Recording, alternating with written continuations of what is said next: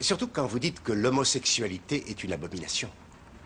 Ce n'est pas moi qui dis que l'homosexualité est une abomination, Monsieur le Président. C'est la Bible. Oui, c'est juste. Dans le Lévitique. 18, 22. Chapitre et verset. Cela dit, puisque vous êtes là, j'aimerais vous poser quelques questions. Je souhaiterais vendre ma fille cadette en esclavage ainsi que les yeux autorisés dans le chapitre 21, verset 7 de l'Exode. Elle est en 2e année de fac, parle l'italien et débarrassait tous les jours la table quand c'était son tour. D'après vous, combien je pourrais en demander?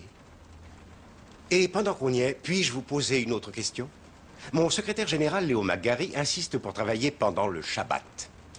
Dans l'Exode, chapitre 35, verset 2, il est dit qu'il doit être mis à mort. Alors dites-moi, suis-je moralement obligé de le tuer moi-même ou puis-je le livrer à la police? Encore une question vraiment importante. Parce qu'il y a beaucoup de mordus de sport dans cette ville. Toucher la peau d'un porc mort rend impur. Chapitre 11, verset 7 du Lévitique. S'ils promettent de porter des gants, est-ce que les Redskins peuvent continuer à jouer au football? Et l'équipe de Notre-Dame? Et celle de West Point? Tous les habitants de cette ville doivent-ils d'un commun accord lapider mon frère John pour avoir semé différentes semences dans le même champ?